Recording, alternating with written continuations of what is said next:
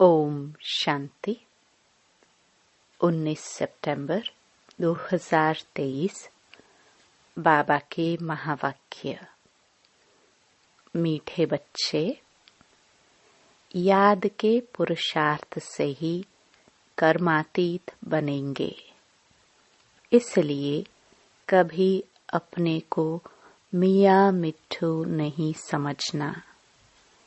याद के बल से अंदर में जो कमियां हैं उन्हें निकालते रहना। प्रश्न: सभी बच्चों की अवस्था को मजबूत बनाने के लिए बाप कौन सी चैलेंज करते हैं? उत्तर: बच्चे, भोजन बनाते हुए पूरा समय याद में रहकर दिखाओ। यह बाप बच्चों को चैलेंज करते हैं। शिव बाबा की याद में भोजन बनाएंगे तो ताकत भर जाएगी, अवस्था बहुत अच्छी हो जाएगी। परंतु बच्चे भूल जाते हैं। इसके लिए एक दो को याद दिलाने का पुरुषार्थ करो। डबल सर्विस करनी है। कर्मणा के साथ साथ नर से नारायण बनाने की भी सेवा करो। गीत। धीरज धर मनुवा। ओम शांति। यह किसने कहा और किसको कहा? बाप बैठ बच्चों को समझाते हैं। भक्ति मार्ग में यह गाया जाता है। जब परमपिता परमात्मा आते हैं, वही आकर धीरज देते हैं और कोई मनुष्य धीरज दे नहीं सकता। तुम जानते हो अब सुख के दिन आएंगे। बाप आए हैं सुख धाम ले चलने। यह है दुख धाम। यह सब भक्ति मार्ग के गीत हैं। यहाँ तो बाप सम्मुख बैठे हैं। बच्चों को कुछ कहने की दरकार नहीं पड़ती। बच्चे जानते हैं हमारे सुख के दिन आ रहे हैं। हम सुख के राजधानी स्वयं श्रीमत पर स्थापन कर रहे हैं। डिवाइन मत पर चल रहे हैं। एक होती है डिवाइन मत, दूसरी होती है अनडिवाइन मत। डिवाइन मत एक ही होती है जिसे श्रीमत कहा जाता है। अनडिवाइन मत माना आसुरी पतित मत। डिवाइन मत माना दैवी पावन मत। श्रीमत और आसुरी मत को तुम समझते हो। डिवाइन कहा जाता है पावन को, अनडिवाइन कहा जाता है पतित को। यह है ही पतित दुनिया। कोई भी पावन मनुष्य है नहीं। पावन मत देने वाला एक ही पतित पावन बाप है। उनको सब याद करते हैं। पावन सृष्टि सतयुग को पतित सृष्टि कलयुग को कहा जाता है। यहाँ सब है ही अनडिवाइन। डिवाइन फादर एक होता है। पतित दुनिया में कोई डिवाइन फादर होता नहीं। यह संगम का युग है। यह युग तुम्हारे लिए है, दुनिया के लिए नहीं है। दुनिया तो समझती है संगम युग आने में बहुत वर्ष पड़े हैं। बाप आते ही हैं पतित कलयुग को पावन सतयुग बनाने। ऐसे तो वे कुमार और कुमारियां भी डिवाइन पावन हैं, परंतु फिर पतित जरूर बनना है। विकार से जन्म लेते हैं, इसलिए इस विकारी दुनिया में कोई डिवाइन नहीं होते। डिवाइन निर्विकारी को कहा जाता है। निर्विकारी होते ही निर्विकारी दुनिया में, वह है ही वाइसलेस संपूर्ण निर्विकारी दुनिया। जबकि संपूर्ण निर्विकारी दुनिया है तो संपूर्ण विकारी दुनिया भी होगी। यह है संपूर्ण अनडिवाइन दुनिया। संपूर्ण डिवाइन दुनिया सत्युग को कहा जाता है। अब तुम बच्चों को डिवाइन फादर ने धैर्यवत बनाया है। डिवाइन जीवात्मा कहा जाता है। सिर्फ आत्मा को डिवाइन नहीं कह सकते। आत्माएं तो निराकारी दुनिया में रहती हैं। डिवाइन मनुष्य होते हैं पवित्र दुनिया में। यह है ही अपवित्र दुनिया। अपवित्र दुनिया को पवित्र दुनिया बनाना यह निराकार डिवाइन फादर का ही काम है। तुम बच्चों को अब धीरज मिलता है। बच्चे, अब सत्युग आ रहा है। सुख धाम स्थापन करने में समय तो लगता है। फट से तो दुख धाम विनाश हो, सुखधाम स्थापन नहीं हो जाएगा। तुमको भी देखो कितना टाइम लगा है। पतित सृष्टि कितनी बड़ी है। तुम भी जब लायक बनो ना, तुम खुद ही कहेंगे हम अभी स्वर्ग में जाने के लिए पूरे लायक नहीं बने हैं। पूरे लायक बन जाए फिर तो कर्मातीत अवस्था हो जाए। परंतु देह अभिमान बहुतों में होने के कारण समझते हैं हम तो संपूर्ण बन गए हैं। हमको श्रीमत की दरकार ही नहीं, इसलिए याद नहीं करते। बाप की याद से ही तो श्रेष्ठ बनेंगे। कोई कह न सके कि हम निरंतर बाप को याद करते हैं।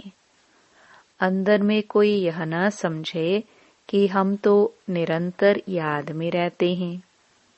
याद में रहते रहे तो बाकी क्या चाहिए। सारा दिन भी कोई याद में रहे तो कर्मातीत अवस्था हो जाए। बड़ा मुश्किल है बाबा की याद में रहना। तुम पुरुषार्थ कर रहे हो सुखधाम में राज्य भाग्य लेने लिए। अपने को देखना है। अगर हमारे में बहुत विकार हैं, कमियां हैं, तो हम इतना ऊंच पद पा नहीं सकेंगे। निरंतर याद की दौड़ी लगा नहीं सकेंगे। अपने को मियाँ मिट्ठू नहीं समझना है कि मैं तो संपूर्ण हूँ। संपूर्ण होते ही है शिवालय सतयुग में। सारा भारत शिवालय बन जाता है। लक्ष्मी नारायण का राज्य चलता है। मंदिर में राज्य तो नहीं करते हैं ना। शिवालय सतयुग में सब देवी देवताएं राज्य करते हैं। फिर पूजा के लिए मुख्य लक्ष्मी नारायण का चित्र बनाए उनका मंदिर बनाते हैं। पहले नंबर वाले की ही पूजा होती है। अभी उन्हों के जड़ मंदिर हैं। चैतन्य में जब राज्य करते हैं तो विश्व के मालिक हैं। भल है भारत में ही, परंतु है तो विश्व के मालिक न, और कोई राजाई ही नहीं। हम अभी फिर से अपना डिवाइन राज्य स्थापन कर रहे हैं। पावन दुनिया में जाने के लिए पहले जरूर पावन बनना पड़े। मेहनत लगती है। जहाँ तक जीना है, याद में रहना है और ज्ञान की वर्षा तो होती ही रहती है। भिन्न भिन्न प्रकार से समझाया जाता है। वास्तव में लक्ष्मी नारायण के सिवाय डिवाइन अथवा पवित्र किसको कह नहीं सकते।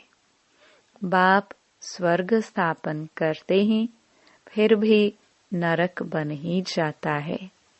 ड्रामा ही सुख और दुख का बना हुआ है। शंकराचार्य आकर अपने धर्म की स्थापना करते हैं, फिर भी डाल डालियां पुरानी तो होंगी ना। सन्यासियों की महिमा है। राम तीर्थ, विवेकानंद आदि गाए जाते हैं, क्योंकि शंकराचार्य के पिछाड़ी वाले हैं। नए नए आते हैं तो वह अपना शो करते हैं, परंतु इनको शिवालय तो नहीं कहेंगे। शिव का स्थापन किया हुआ सतयुग एक ही है। मनुष्य इन बातों को बिल्कुल नहीं जानते। ऐसे ही सिर्फ सुनने से कोई समझ न सके। पहले तो 7 रोज आकर एम ऑब्जेक्ट को समझना है। और कोई पढ़ाई के लिए ऐसे नहीं कहा जाता कि पहले 7 रोज समझो। यह एक ही पाठशाला है जहाँ लक्ष्य दिया जाता है। पहले पहले तो फादर को समझो। बाप कहते हैं, मैं बच्चों की सेवा करने आया हूँ। जो कल्प पहले वाले हैं वही आएंगे। जब तक निश्चय बुद्धि नहीं बने हैं तब तक बुद्धि में आएगा नहीं। इसलिए बाबा पूछते हैं, कहाँ तक निश्चय हुआ है? यह कोई गावड़े का सत्संग नहीं है। और सत्संगों में तो कहेंगे फलाना महात्मा गीता सुनाते हैं, फलाना वेद सुनाते हैं। यहाँ कोई महात्मा आदि नहीं है। यहाँ तो बाप बैठ समझाते हैं। पहले जब तक निश्चय नहीं तब तक क्या समझे। वहाँ सत्संगों आदि में समझेंगे, यह तो फलाना वेद सुनाते हैं, राज विद्या पढ़ाते हैं। यहाँ तो वेदों, शास्त्रों अथवा राज्य विद्या की कोई बात नहीं। तुम जानते हो, बाबा इन द्वारा पढ़ा रहे हैं। जब तक यह नहीं समझा है तो क्या करेंगे?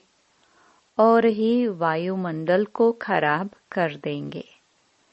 यहाँ तुम्हारे में भी ऐसे नहीं है कि सब शिव बाबा की याद में सुनते हैं और समझते हैं शिव बाबा ब्रह्मा द्वारा पढ़ाते हैं। नहीं, शिव बाबा की पढ़ाई है, यह कुछ भी समझते नहीं। बड़ा मुश्किल कोई यथार्थ रीति समझते हैं। पढ़ाने वाला शिव बाबा है। यह याद हो और सारा दिन बुद्धि में रहे कि हम स्टूडेंट हैं तो नंबर 1 चले जाए। परंतु तुम्हारे में भी नंबरवार हैं। बाबा कहते हैं, मुझे पढ़ाने वाले को याद करो। मैं ही बाप, टीचर, गुरु हूँ। तीनों को इकट्ठा याद करना है। लौकिक संबंध में तो बाप अलग, टीचर अलग, गुरु अलग होते हैं। यहाँ एक को ही याद करना है और है बहुत सहज। परंतु माया याद रहने नहीं देती। घड़ी घड़ी बुद्धि योग तोड़ देती है। तुम बच्चे आपस में बैठते होंगे। समझो, कोई मशीन चलाते हैं अथवा मक्खन निकालते हैं तो शिव बाबा को याद कर मशीन चलाते हैं। शिव बाबा की याद में बाबा के यज्ञ के लिए मक्खन निकाल रहा हूँ। कितनी खुशी की बात है। यज्ञ के लिए भोजन बनाता हूँ, खुशी होती है ना। परंतु फिर घड़ी घड़ी भूल जाते हैं। फिर पुरुषार्थ करना पड़े खुद का। 1-2 को याद कराने का पुरुषार्थ कराने वाला चाहिए। फिर भी शिव बाबा को याद कर भोजन बनाएंगे तो ताकत भर जाएगी। तुम्हारी अवस्था बहुत अच्छी हो जाए, परंतु ऐसे होता नहीं है। ब्रह्मा भोजन की तो बहुत महिमा है, परंतु जब आत्मा शिव बाबा की याद में रह बनाए, शक्तियों का ऐसा भंडारा हो, याद में रह भोजन बनाए तब तो शक्ति मिले। वह भी शक्तियों की बुद्धि में नहीं आता है, नहीं तो पुरुषार्थ करे। बाबा को तो दिल होती है, अपने हाथ से शिव बाबा को याद करते भोजन बनाऊं। प्रैक्टिस करनी है, देखे याद ठहर सकती है।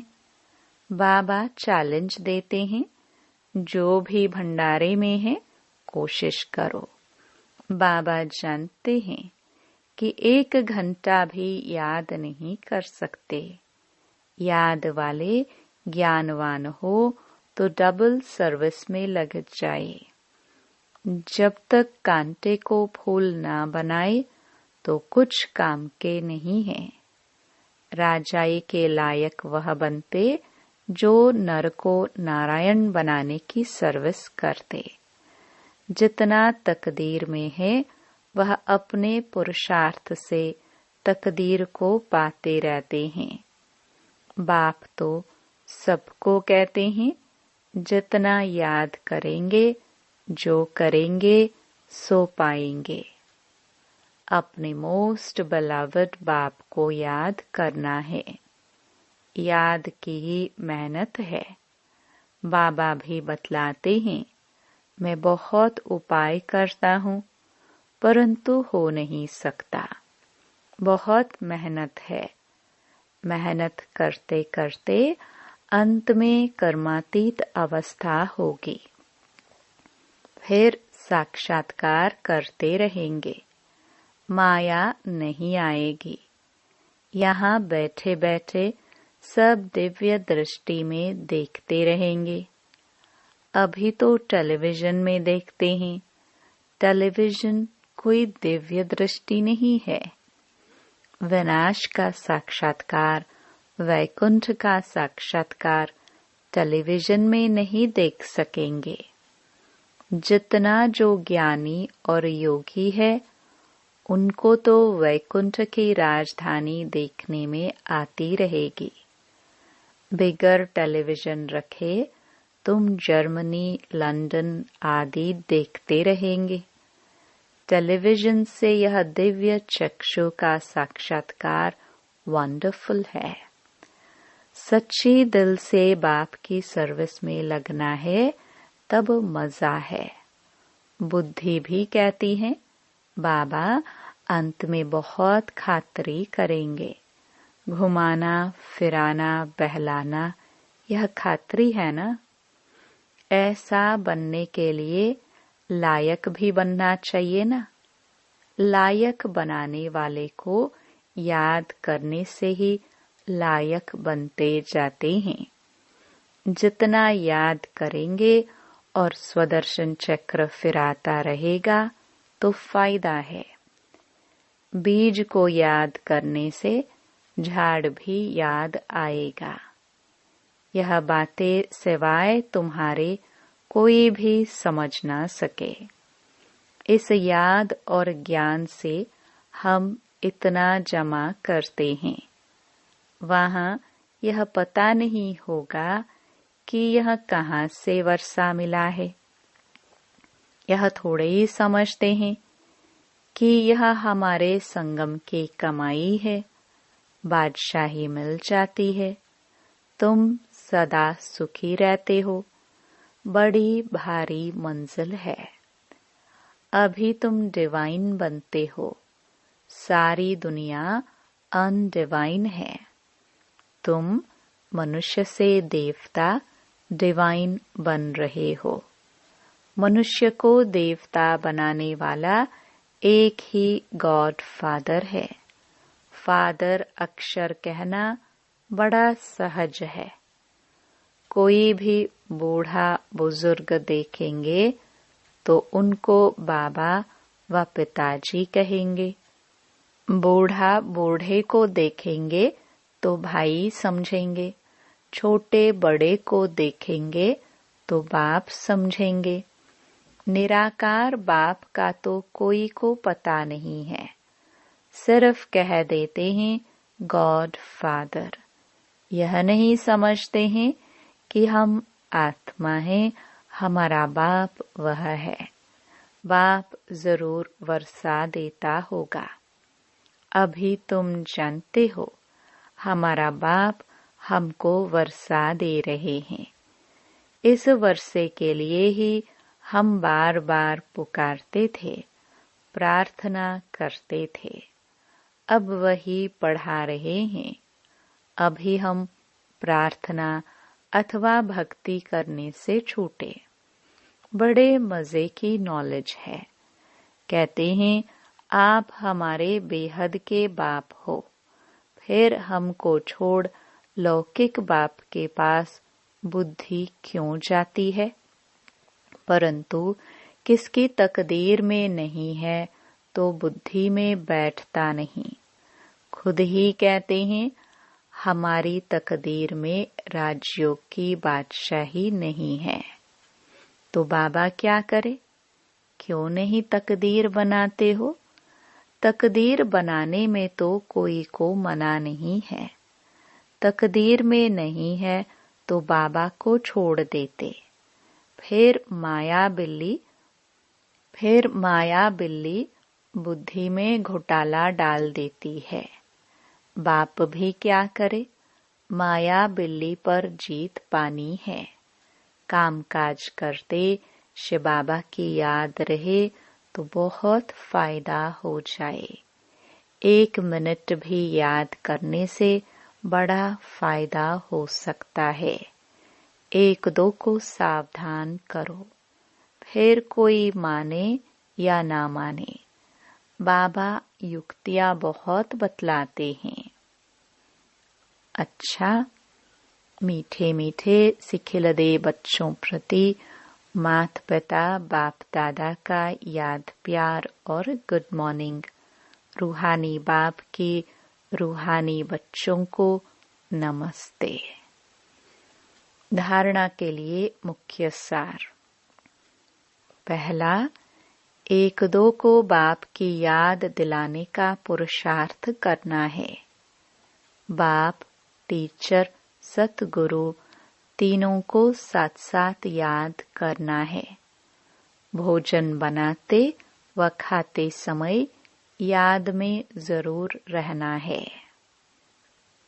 दूसरा, सच्चे दिल से बाप की सर्विस में लगना है। कांटों को फूल, मनुष्य को देवता बनाने की सेवा करनी है। वरदान, व्यक्त भाव से ऊपर रह, फरिश्ता बन, उड़ने वाले सर्व बंधनों से मुक्त भव। देह की धरनी व्यक्त भाव है। जब फरिश्ते बन गए फिर देह की धरनी में कैसे आ सकते? फरिश्ता धरती पर पांव नहीं रखते। फरिश्ता अर्थात उड़ने वाले, उन्हें नीचे की आकर्षण खींच नहीं सकती। नीचे रहेंगे तो शिकारी शिकार कर देंगे। ऊपर उड़ते रहेंगे तो कोई कुछ नहीं कर सकता। इसलिए कितना भी कोई सुंदर सोने का पिंजड़ा हो, उसमें भी फंसना नहीं। सदा स्वतंत्र, बंधन मुक्त ही उड़ती कला में जा सकते हैं। स्लोगन, असंभव को संभव कर सफलता की अनुभूति करने वाले ही सफलता के सितारे हैं। ओम शांति।